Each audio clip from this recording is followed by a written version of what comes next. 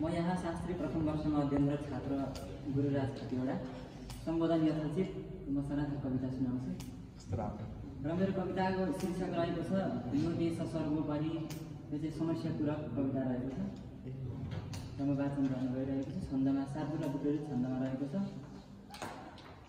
छाती फुल्दछ गर्वले हृदयमा यी पाखुरा फाटमा हाम्रा शैल पहाड छन् रगतमा यी वीरका प्राणमा डाँफे नाच्दछ प्वाथली मयुरनी उन्माद पंखै भरी गाई राष्ट्रिय डाँफे पंक्षीहरूमा यो देश सर्वोपरि।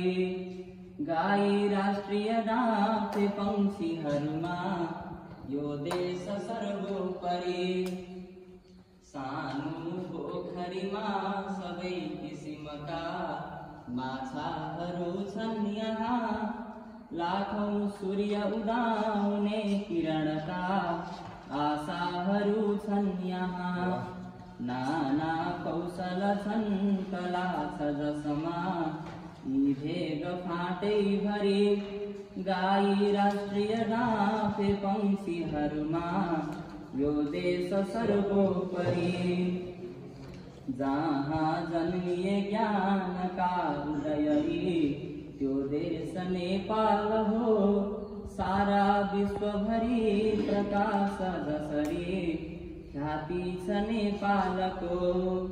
बस्छन् सन्तहरू हिमाली जलमा श्रीशैल काखै भरी गाई राष्ट्रिय डाँफे पंक्षीहरूमा यो देश सर्वोपरि।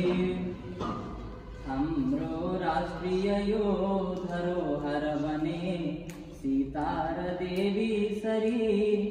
आहा क्या जल बरसिए क्षितिजमा ज्ञानी मझेरी भरी। हाम्रा वीर थिए ती धातु जसमा कोटी रत्नै भरी गाई राष्ट्रिय डाँफे पंक्षीहरूमा यो देश सर्वोपरि। बाणीमा पनि देशको सरसनै गाउन पाऊँ अब यो विश्वास जितेर कर्णभरमा उन्मुक्ति पाऊँ अब। भन्छन् शोषण एकलव्य जसले यो देश नाना थरी। भन्छु आज म गर्वले सहित भई यो देश सर्वोपरि। आज म गर्वले सहित भई यो देश सर्वोपरि।